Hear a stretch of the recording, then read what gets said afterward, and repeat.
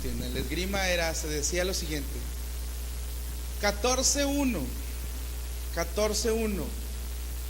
Juan esgrima y de pronto se paraba un muchacho, pum, pum, pum, y lo leía. ¿Y qué dice?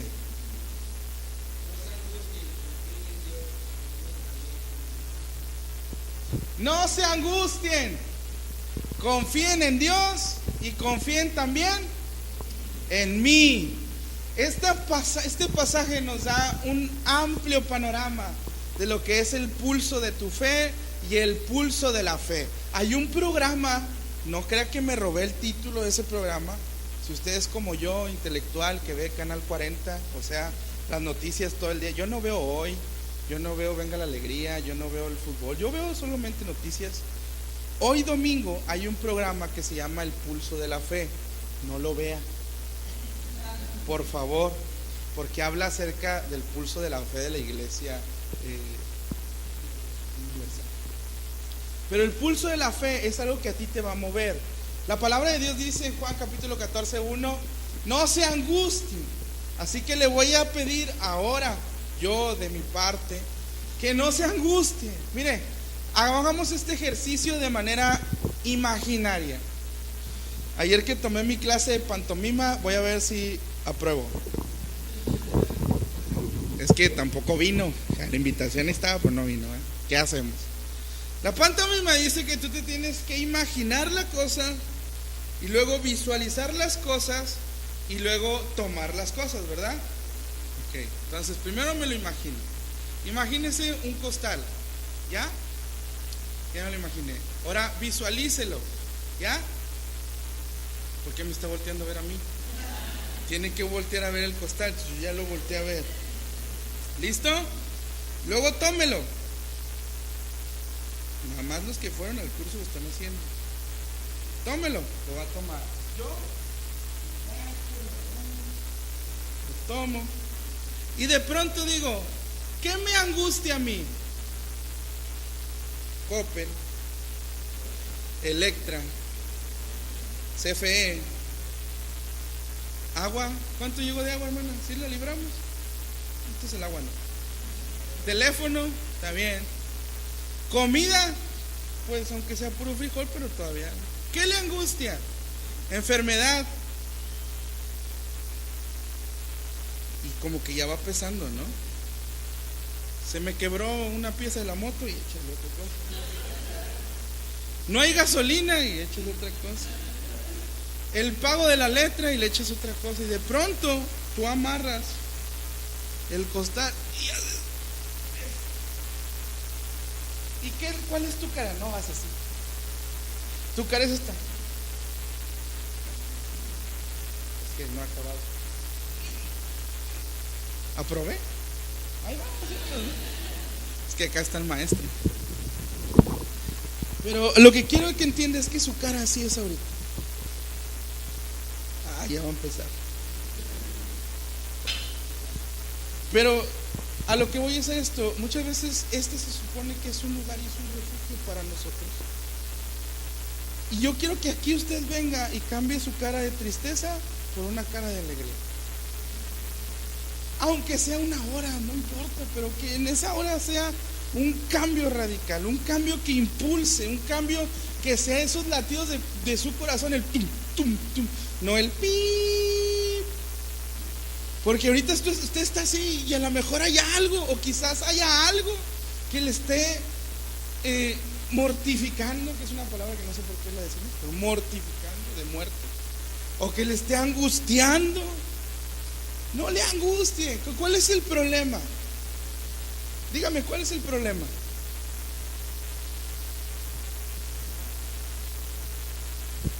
Te voy a platicar una anécdota recientita.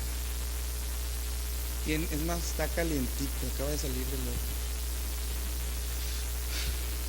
Mi esposa no está aquí. Mi esposa está en Tampico. Mi esposa se hizo un estudio de sangre donde apareció que tiene un poquito elevada el azúcar, un poquito, 2 puntos más de lo normal. Pero se hace otro estudio y le aparece un asunto en el hígado, tiene hígado graso. Ella tiene lupus. tiene un problema en su sangre. Y resulta ser que trae problema con la presión. Está manejando ahora presiones altas. Cuando me dijo, me empezó a dar un dolorzazo aquí. Y ese estrés, a mí me dio como 5, si no es estrés como 5. Y no se me quitaba. Y dije yo, ¿para qué me estreso? Hace unos días, platicando con un gran amigo, me dice, mi papá se infartó. Hubo un problema en casa y se infartó. Y yo hablé con mi esposa y le dije, no me voy a enojar, ni me voy a preocupar, porque me voy a infartar. Entonces es mejor la vida relajada. La vida es para vivirla, no para preocuparse. Entonces me dice mi esposa, tenemos un problema. Y yo le dije, sí, hay un problema. A mi suegra le acaban de detectar un problemita de salud. Y mi esposa tiene problemas de sueño y presenta ataques de ansiedad y de estrés y de angustia. Y eso impide que ella pueda dormir. Y yo hablaba con ella y le decía, ¿qué te preocupa? Todo deposita en las manos de Dios. Porque si tú te consumes en esos problemas, lo que va a provocar es que te vas a enfermar tú y la persona va a seguir igual. Entonces, mi hermano, ¿qué le preocupa? La Biblia dice, no se angustien. Y luego dice, confíen en Dios, confíen también en mí, dice Jesús. ¿Qué tiene que haber o qué tiene que ver la generosidad con eso? Porque a veces nos angustiamos tanto en las situaciones que te olvidas de Dios.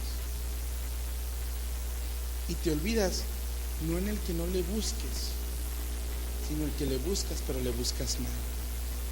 Le buscas y no le buscas con ese ahínco, con esa premura. Le buscas queriendo encontrar algo que es tu solución, cuando la solución Él la tiene por sus formas y por su voluntad, no por como tú la quieres. Entonces hoy te quiero hablar del impulso de la fe o del pulso de la fe. ¿Por qué? Porque eso es lo que va a ser tu parámetro en la vida. ¿Cuáles son tus prioridades en Dios? ¿Cuáles son tus prioridades en la tierra? ¿Cuál es tu prioridad? Mateo capítulo 6 versículo 33 dice, busca primeramente el reino de Dios y su justicia, y todo lo demás será añadido. Y después dice, y no te afanes, no te angusties, no te preocupes. Primero busca, lo demás será puesto. Pero no te afanes, porque si tú te afanas, el pulso de tu fe va a ir disminuyendo. Y al disminuir la fe, ¿qué quiere decir? Que no vas a creer. No, sí vas a creer. Lamentablemente manejamos dos sistemas en esta tierra: el sistema del mundo y el sistema de Dios. ¿Cuál es el sistema del mundo? El que se ve. Imagínate la imagen. No voy a usar la del iceberg, porque aquí no hay hielo. Pero tú vas al río y ves una lanchita flotando. ¿Qué es lo que ves? Arriba. Si la lancha arriba se ve nueva, dices, wow, qué buena apariencia. Pero si se ve toda desgastada como la que te pasa para allá, que no te dan ganas de subirte, porque si me subo me muero aquí, me ahogo, me sale un cocodrilo, cualquier cosa. Pero tú la ves y dices, no tengo confianza en subirme porque no se ve bien. Bueno, la parte o el sistema del mundo es aquello que se ve. Tienes una deuda muy grande. ¿Y qué te dice la gente? Híjole, buró de crédito. Y son 8 años porque te sacan. Y de ahí, a ver si te vuelven a prestar. Y tu pensamiento es, ya fue. Te sale una bolita aquí, dijo acá el compañero. A mí me salió una aquí. Todavía la tengo, pero ya hasta le puse nombre. No me angustio. Alguien me dijo, tienes que ir a hacerte una resonancia. Tengo que ir a hacerme una resonancia. Tengo que ir a buscar y hacerme un estudio para ver qué es. Pero no me angustio. ¿Sabe cuál fue mi primer pensamiento? Cáncer. Y de pronto dije, un tumor. Ya fue. Y después dije, no, puede ser cualquier otra cosa. Y estoy pensando de más. No tienes alimento en el refri. Ayer llegó una persona al refri y lo abre, el refri de su casa, lo abre y le hacía y lo cierra. Y le dije, ¿qué buscas? No, nada. ¿Y por qué lo abriste? Es que tengo hambre. Si buscas comida. Y le dije, pues no hay. Ya me di cuenta. Y se bajó. Ya no hizo nada, nada más fue a investigar si había comida o no. Pero a veces tú abres la alacena y ves una bolsa de arroz nada más. ¿Y qué dices? ¿Qué voy a darles de comer? Te angustias. Y tu pensamiento te lleva al paso siguiente. Eso es lo que el mundo ve, es el sistema del mundo. El sistema de Dios, ¿cuál es? Porque la fe es la certeza de lo que se espera, la convicción de ¿qué? De lo que no se ve. Tú ves la lancha flotando, pero no ves abajo. Quizás abajo está nuevo, acaba de ser arreglado el barco y tú dices, es que se ve bien feo, pero métete, súbete a él, pruébalo. Cuando Dios dice, probadme ahora en esto, dice Jehová de los ejércitos, es pruébalo, tócalo, pálpalo, experimenta todo ese amor que tiene para ti. Pero si tú no lo experimentas porque no se ve bien, tu pulso de la fe está muy por debajo de lo que debes de tener en vida. No estás viviendo. Cuando la Biblia dice, para mí el vivir es Cristo, es vivir en fe, vivir por fe y vivir para la fe. ¿Cómo es vivir por fe? Anda sin ver las cosas, muévete no por impulso, por convicción, porque el Espíritu te pone esa convicción y te mueves. Anda en fe. ¿Cómo es andar en fe? Una cosa es por fe y otra cosa es andar en fe. Andar en fe es haciendo la voluntad de Dios, y andar con fe es otra cosa.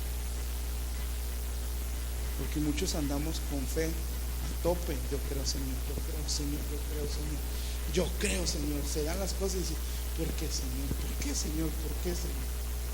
¿No creías? Tienes que aprender a vivir en ese impulso de la fe, en ese marcaje que la fe te está metiendo. Te quiero dar un ejemplo bien padre y quiero que lo entiendas. Pedro,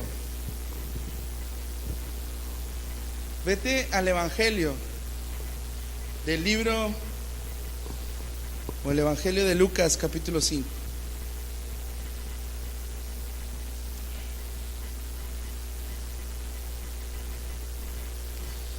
Sabes, es imposible recibir una bendición cuando tú estás en un mundo de debilidad, de angustia y de defectos. Pero cuando tú te das cuenta que ahí es donde opera Dios, la bendición cae. Lucas capítulo 5, ¿ya lo encontraste? Dime amén, por favor, porque no te escucho y eso me altera un poquito. Como los del sonido ya también me hacen caras. Entonces, Lucas capítulo 5. Yo quiero que vayas a los versículos del 1 en adelante. Lo voy a leer yo, lo traigo en otra versión, es Nueva Traducción Viviente. Así que síguelo con tu vista o escúchame, pero no te distraigas. La Biblia dice, cierto día, mientras Jesús predicaba en la orilla del mar de Galilea, después de predicar o mientras él lo estaba haciendo, dice la Escritura, se juntaron grandes multitudes, se abalanzaban sobre él para escuchar la palabra de Dios. Jesús notó dos barcas que estaban ahí en la playa. Dice, a la orilla, porque los pescadores les habían dejado mientras lavaban sus redes. Yo no sé de pescadería ni sé de pesca, pero lo que yo he estudiado y lo que he visto es que cuando uno limpia las redes es porque ya acabó. No solamente las limpias, sino que las empiezas a remendar. Si se rompieron, las empiezas a curar o empiezas a arreglar esas redes. Entonces, estos hombres que estaban ahí con las barcas ya habían acabado. La historia ya te la sabes. Es algo que no es nuevo para ti, pero quiero que entiendas la parte en la que voy a llegar. Al subir una de las barcas, Jesús le pidió a Simón, a Pedro, el dueño de la barca, que empujara el agua. Luego se sentó en la barca y desde ahí enseñaba a las multitudes. No estaban haciendo otra cosa, no estaban pescando, estaba enseñando. Dice, cuando terminó de hablar, le dijo a Simón, ahora ve a las aguas más profundas y echa tus redes para pescar. Y dijo Simón, maestro, hemos trabajado mucho durante toda la noche y no hemos pescado nada, pero si tú dices, echaré las redes nuevamente. La ilustración que maneja la Biblia es con un sentido literario. Yo te quiero hablar con un sentido coloquial. No estás viendo que limpiamos las redes, porque hasta ese momento había un respeto, pero eran amigos, eran conocidos. Tú vas con alguien que está pescando ahorita y ves que ya lavó las redes. Oye, échale otra vez. Estás viendo, criatura, venía, soleate tú, yo no me voy a solear. Yo ya trabajé, yo ya lo hice. Lo que el mundo ve, el sistema del mundo, lo que tus ojos pueden ver, lo que es alcanzable muy fácilmente. Y dice la Biblia que Jesús le dijo, voy a hacer, ve a las aguas más profundas, no te quedes aquí, ve mucho más allá. Ahora, ¿qué quiero que entiendas por esto? Que el pulso de tu fe se va a manejar en tres formas, y el primero de ellos es en obediencia. Porque Pedro responde, si tú me dices que vaya, yo voy a ir. No importa que ya las hayamos sacado, no importa que hayamos trabajado toda la noche, no importa que estemos cansados, si tú me lo pides, yo voy a ir. Y Dios se lo pide, o Jesús se lo pide a Pedro, y Pedro va y lo hace. Dice, y esta vez las redes se llenaron tanto de peces que comenzaron a romperse. Imagínate la frustración para el pescador. Acabo yo de trabajar porque soy el empresario más grande en la pesca y no pesqué nada, pero viene un hombre que me dice que lo haga, y por obediencia, solamente por obediencia, lo voy a hacer. Lo hace y empieza a pescar de tal manera en que no había una capacidad enorme para recibirlo. Quiero decirte esto, el pulso de tu fe te va a mover a obedecer a Dios, no a obedecer al mundo. Cuando tú obedeces el mundo y los lineamientos que el mundo tiene, en ti la generosidad no se va a ver. La ley del mundo, ¿cuál es? El 10%. Esa es la ley del mundo. No se equivoque, es la ley de Dios. Era de Dios, pero la hemos adoptado de manera muy carnal. Platicaba con una persona en la semana y me decía él, me dieron no es un préstamo, él lo manejó como un ahorro. Y me dice, pastor, una pregunta, ¿tengo que diezmar de mi ahorro? Yo le dije, ¿por qué preguntas eso? Dice, es que yo les diezmo a la iglesia de lo neto que me dan. Es decir, ya me descontaron todas las cosas, de ahí le doy el diezmo. Y yo le dije, ajá, pero ahora me están dando lo que me quitaron, ¿tengo que dar el diezmo? Y yo le dije estas palabras, y se las digo a usted, no con el afán de que no dé, sino con el afán de que examine su corazón. Si es para ti una obligación, no lo hagas. Por eso se convirtió en la ley del mundo. La ley del mundo es una obligación. Tú vas en tu coche y se pone en rojo, ¿qué haces? Te frenas. Pero es que me urge, me van a cerrar Chedraui, ¿qué van a cenar los niños? Es rojo y te paras, porque es tu obligación. Llegas a tu trabajo, tu entrada es a las 9, llegas 8:55 y checas tu tarjeta. Si no la checas, ¿qué pasa? No hay pago. La ley del mundo es checa, y no puedes llegar 9:1, tienes que llegar antes de las 9. Es tu obligación. Entonces se vuelve una ley del mundo, una obligación. Y la ley del mundo que nosotros tenemos en cuanto a la generosidad es el 10%. Pedro le dijo, ya trabajé toda la noche, su 10%. Pero si tú me dices que lo haga, lo voy a hacer por obediencia. Porque la obediencia va a cambiar ese pulso de su fe. La obediencia va a hacer algo que alcance. ¿Qué? Exaltación a Dios. Tu obediencia exalta a Dios. Tu situación de vida exalta a Dios. Pero si tú no obedeces a Dios, no estás exaltándolo. No le estás dando ese mérito a Dios por lo que está haciendo en tu vida. Pedro lo hace, obedece, se va a las aguas, tira las redes. Pero lo más curioso es esto. El versículo que leímos dice que un grito de auxilio atrajo a compañeros de otra barca, y pronto las dos barcas estaban llenas de peces y a punto, dice, de hundirse. ¿Sabes qué? Que tu obediencia va a traer bendición, no solamente para ti, sino para el que está a tu lado. Porque tu obediencia va a hacer que tú grites: ayúdame, ayúdame. ¿Quieres recibir? Empieza a dar.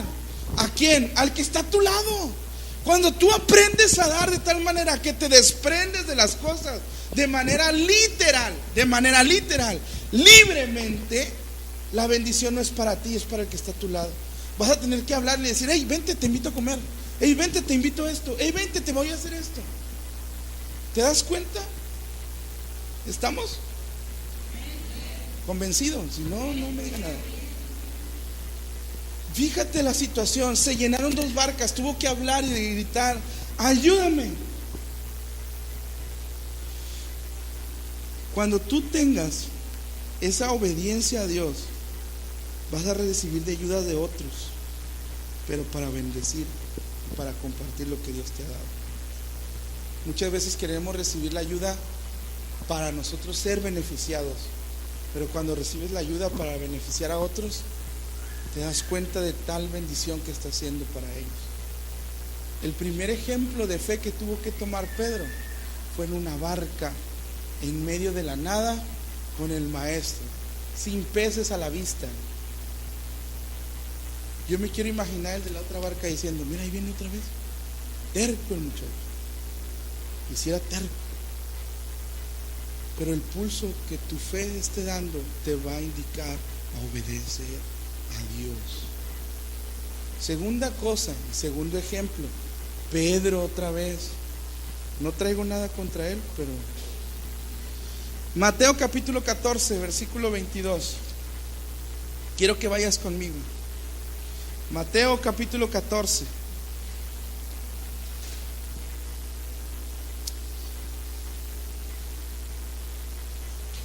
Mateo capítulo 14, versículo 22 en adelante. Voy a leerlo, síguelo con tu vista o escúchame. Inmediatamente después, Jesús insistió que los discípulos regresaran a la barca y cruzaran al otro lado del lago mientras él enviaba a la gente a casa, después de haber dado la alimentación milagrosa de los 5,000. Y dice así: después de despedir a la gente, subió a las colinas a orar. Jesús, a solas. Mientras estaba ahí solo, cayó la noche. Mientras tanto, los discípulos se encontraban en problemas lejos de tierra firme, ya que se había levantado un fuerte viento y luchaban contra grandes olas. ¿Cuáles son tus fuertes vientos y tus grandes olas? Lo que te está angustiando. Eso es lo que te está angustiando. Estás en una barca donde todos ven mal, donde todos te dicen te va a ir mal, donde escuchas el oleaje que te está pegando la barca, donde se está moviendo tu vida de manera en una estabilidad, se está convirtiendo en la inestabilidad, no solamente física, sino económica, sino mental, sino espiritual. Y de pronto, cuando dices no hay nada porque Dios se ha ido, se fue Jesús a orar, nos dejó solos. Señor, ¿hasta cuándo? Dice la Escritura lo siguiente: a las 3 de la madrugada, Jesús se acercó a ellos caminando sobre el agua. Cuando los discípulos lo vieron caminar sobre el agua, quedaron aterrados. ¿Creo o no creo? ¿Confío o no confío? ¿Hago o no hago? ¿Espero o suelto? Tú dime. Pero dime ya. Y dice, versículo 27: Jesús les habló de inmediato y dijo, escucha, les habló: no tengan miedo, tengan ánimo, yo estoy aquí. Busca primeramente el reino de los cielos, el reino de Dios, el sistema de Dios. Búscalo. Hay angustia, búscalo. ¿Qué vas a recibir de parte de Dios? Contestación. ¿Cuál contestación? ¿Me va a dar la fecha donde yo me voy a casar porque estoy soltero o soltera? ¿Me va a dar la fecha donde ya me van a dar mi recibo de nómina por fin? ¿Me va a dar la fecha donde ya me van a decir mis hijos que sí me aman? ¿Me va a dar la fecha donde ya me van a decir los doctores eres sana? No. Te va a decir, no tengas miedo, ten ánimo. Yo no quiero esa respuesta. No tengas miedo, ten ánimo. Ten ánimo, porque vas a recibir la contestación de parte de Dios. No tengas miedo, ten ánimo. Si en tu corazón hay angustia, ¿qué crees que hay? Miedo, y no hay ánimo, hay desolación, hay esa parte de dolor, hay esa parte de temor, hay esa parte donde te aterras y dices, ¿qué hago? Jesús dice, no tengas miedo, ten ánimo. Y quiero seguir leyendo, porque entonces dice lo siguiente. Entonces Pedro lo llamó y dice, Señor, si realmente eres tú, ordéname que vaya hacia ti caminando sobre las aguas. Voy a hacer la voluntad de Dios. Mándame una señal, Dios. Le voy a decir cómo oraba yo por mi esposa. Yo oraba por nombre, sin conocerlo. Me gustaba mucho ese nombre. Entonces yo decía, voy a orar por Karen. Yo oraba por Karen. Y el día que llega Karen al seminario, mi oración cambió y dijo, Señor, si es ella, mándame una señal. Pero yo quería que bajara el Espíritu Santo sobre ella y me mostrara que era ella. O que de pronto me dijera, hola guapo, ¿cómo estás? O de pronto verla predicar o verla enseñar a los niños y decir, wow, esa es la persona indicada. Y a veces es lo que buscamos. ¿Qué hizo Pedro? Si eres tú, mándame una señal. Y nos llenamos de señales. Gedeón, Señor, si tú me estás mandando, que se moje el pellón. Y si no, que se seque el pellón, pero que se moje la tierra. Señales. Y señales y señales y señales. Mire, si usted está esperando una señal de parte de Dios, el cielo se va a caer y usted no se va a dar cuenta. De verdad, de verdad. El cielo se va a caer y usted no se va a dar cuenta. Porque está esperando la señal de Dios. ¿Pero por qué espera la señal de Dios? Si Dios aquí está lleno de señales en su palabra. Obedece. Entonces dice Pedro, más bien dice Jesús, pásale. Y dice la escritura que Pedro se bajó por el costado de la barca. Muchas veces creemos que se bajó por la punta o la proa, no sé cómo se llama, pero se baja de un costado. Y se baja del costado. ¿Y qué crees? Cuando te bajas del costado, la barca se mueve. De hecho, cuando vas en el mar te dicen, no te muevas porque se tambalea. Y Pedro se baja por ese lado. Imagínate los discípulos aterrados. Imagínate Pedro bajándote, se empieza a mover la barca y de pronto sale Felipe, no, Pedro, no te vayas. O de pronto dice Juan, no, Pedro, por favor. O de pronto dice Tomás, no, hombre, si es un fantasma, no lo estás viendo, no te muevas. O de pronto dice Judas, nomás deja tu ofrenda y vete. No sé, pero me imagino a esos hombres ahí. Y Pedro, impulsado, se baja de la barca. Dice aquí, se baja por un costado, camina sobre el agua hacia Jesús. No dice un paso, no dice 10, no dice 3. Camina sobre el agua. Pero cuando vio el fuerte viento y las olas, se aterrorizó y comenzó a hundirse. Voy a andar por fe. ¿Sabes lo que te pide Dios? Ser radical. Cambia de manera perfecta y de manera impetuosa. Cambia. No digas, voy a ser el mismo cristiano. Cambia. ¿Quieres un trabajo? Aquí no hay trabajo, mi hermano. Sal de aquí y búscalo. No, es que pues aquí no. Entonces pide a Dios por un trabajo aquí. Pero quiero ganar 160,000 pesos al mes. Sal de aquí. Pero no quiero trabajar ni vendiendo pues, tamales ni haciendo café. Sal de aquí. Cuando Dios me trajo a este lugar, yo venía de Monterrey. En Monterrey pocos son los que se van. A Monterrey llegan. Entonces yo de repente decía, ay, llegó uno de Veracruz, ay, llegó uno de Tamaulipas, ay, llegó uno de México. Y aquí ya se me fue uno de México, ya se me fue uno de Monterrey, ya se me fue uno de Durango. Y de pronto la iglesia empieza. Y dices tú, ¿qué onda? La gente busca. A mí mi pastor me dijo, ¿Quieres ver cosas diferentes en tu iglesia? Sí, haz cosas diferentes para la iglesia. ¿Cómo voy a hacer cosas diferentes para la iglesia? ¿Qué es lo que tengo que hacer?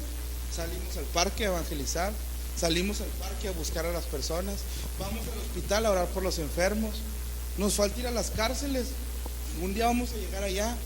Salimos a las regiones, algún día vamos a llegar allá. Hubo un temblor, vamos a juntar cosas. ¿Y quién va a ir? El pastor y 3 changos más. Vámonos, no éramos toda una manada. Y ahí vamos, el pastor con el pico y los muchachos también. Y nos tomamos fotos con las piedras. Pero ahí estabas.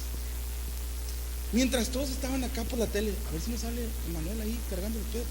No íbamos a salir en la tele. Pero tienes que hacer cosas diferentes. ¿Qué hizo Pedro? Si ustedes se quieren quedar en el miedo, quédense. Yo me voy a mover, yo me voy a ir. Y fue radical. El problema que cuando tú haces cosas de cambio y de manera diferente, a todo cambio viene una resistencia. Y en la resistencia se ven las tormentas y se ven los vientos. Y cuando Pedro ya estaba a punto de llegar con Jesús, se viene un fuerte viento, un fuerte norte, un fuerte oleaje, lo que le quieras poner, y de pronto vuelve la angustia, vuelve el temor, vuelven las cosas que te están impidiendo salir de esa religiosidad en tu vida. Entonces das, ¿por qué? Por miedo. Entonces haces las cosas, ¿por qué? Por miedo, no por una convicción que Dios te haya puesto. Estás sirviendo a Dios por miedo, porque yo un día te dije, Señor, voy a hacerlo hasta lo último. Y lo estoy haciendo hasta lo último. Me estoy muriendo de algo, no me voy a quedar en el intento. Si se da el resultado, ese no es problema mío, es problema tuyo. Pero en el día que yo me siente y diga, no voy a hacer nada porque tengo miedo, en ese momento te empiezas a morir. No hay vida en ti, no hay pulso, nada te está motivando a ir por más. Y Dios dice, busca.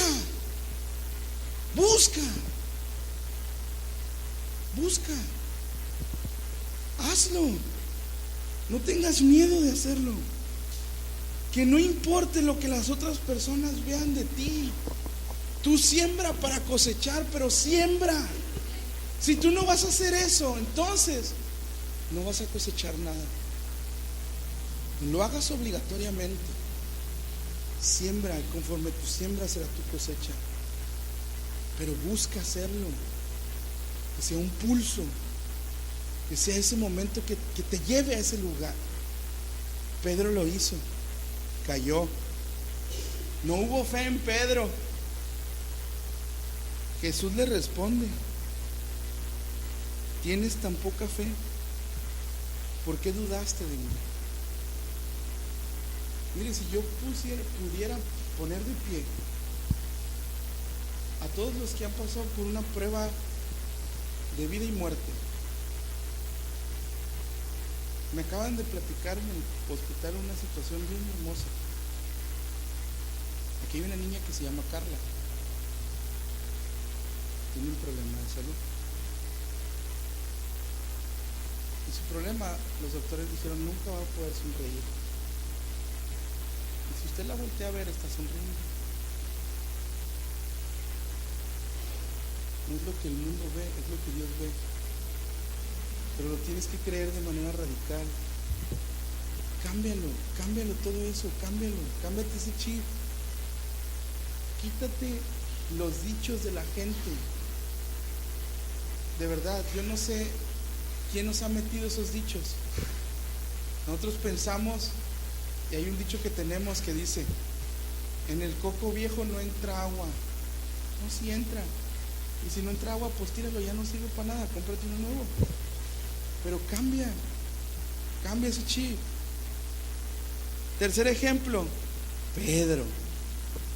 Mateo capítulo 14. Te voy a hablar primero de esto y luego te voy a hablar del ejemplo que te quiero dar. Mateo capítulo 14, versículo 13 dice lo siguiente.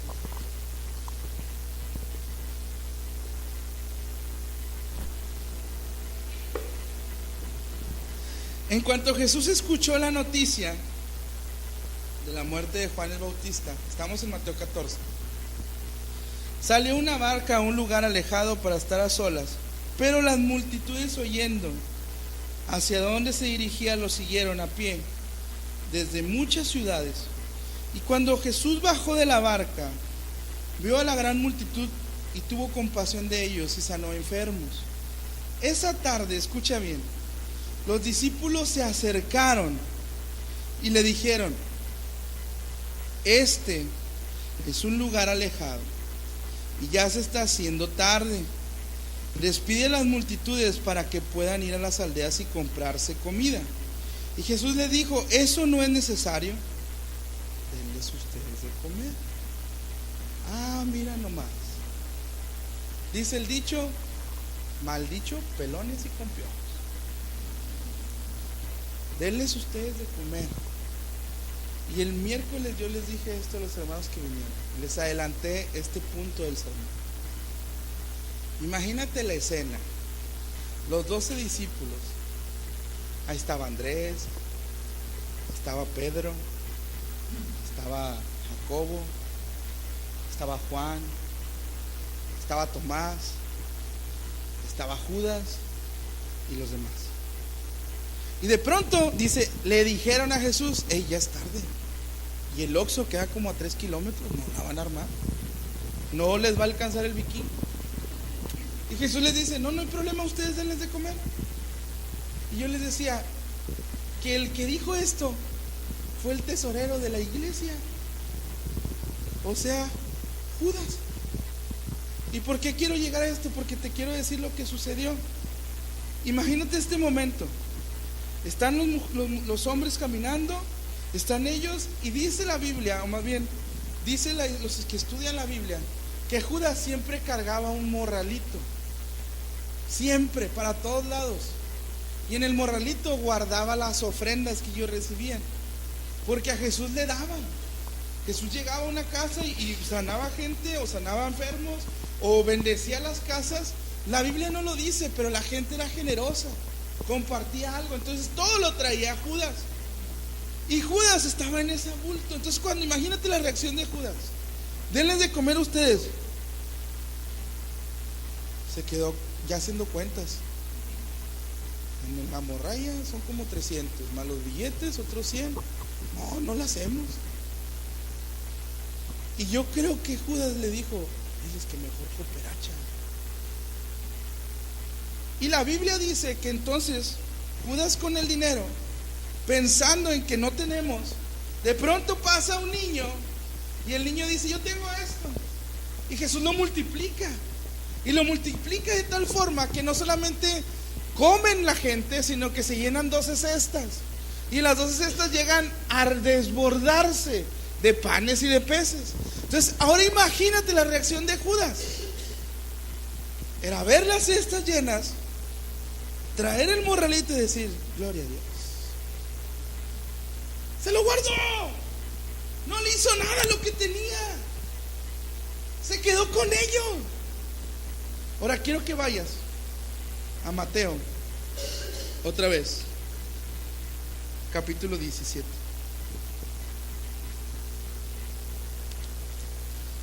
Y vas a entender lo que te estoy diciendo. Mateo capítulo 17.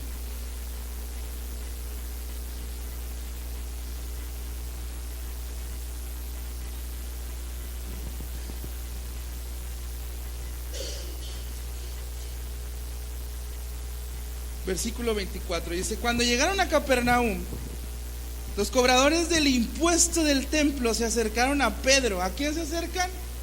A Pedro. Pedro estaba con Judas y con todos. Se acercan los cobradores y le dicen: tu maestro no paga el impuesto del templo. Te lo vuelvo a decir, la Biblia lo relata de una manera literaria. Te lo voy a decir de manera coloquial. Ahí te va. Oye, ¿le debes Hacienda? ¿No estás pagando el impuesto? Y de pronto, imagínate la reacción de Pedro: ¿dónde está Judas? Yo no tengo dinero. El del dinero es el tesorero. ¿Y ahora qué vamos a hacer? Y ve lo que le dice Jesús.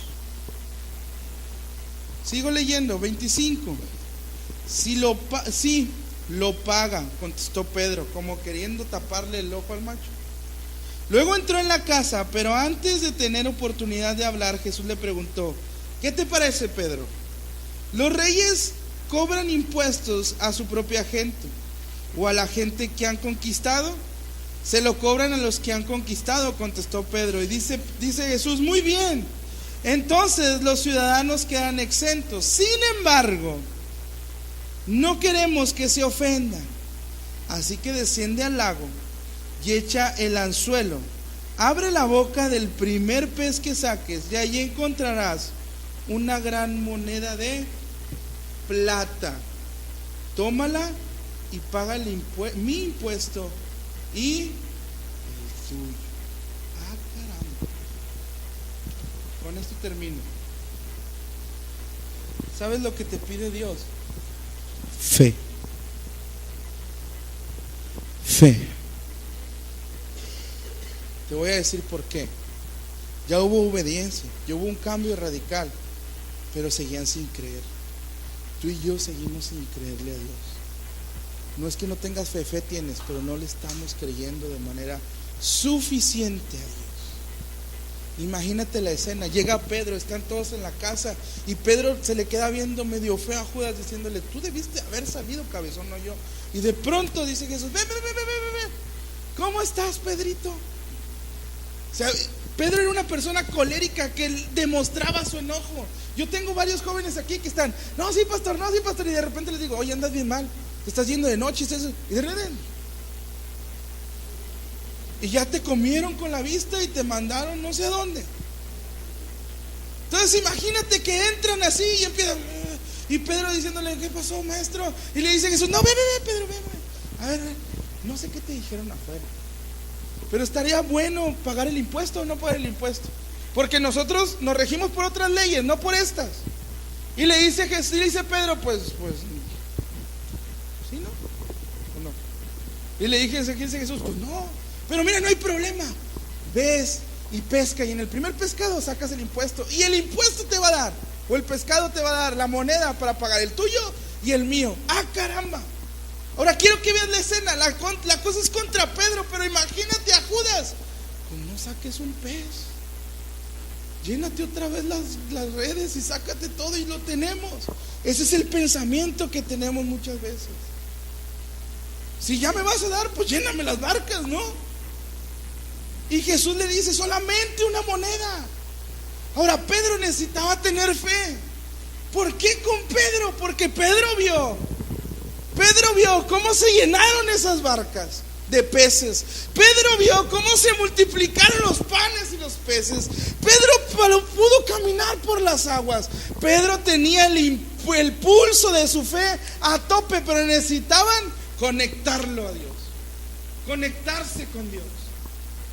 Es esa máquina que te hace respirar cuando tu corazón ya no empieza a latir.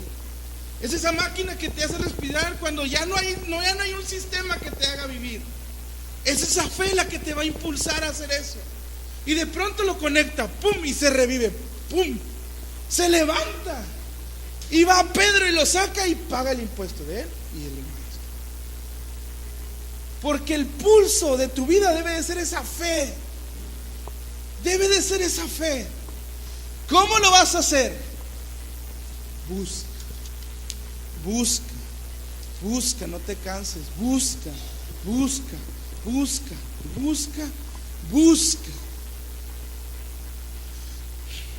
Termino con esto.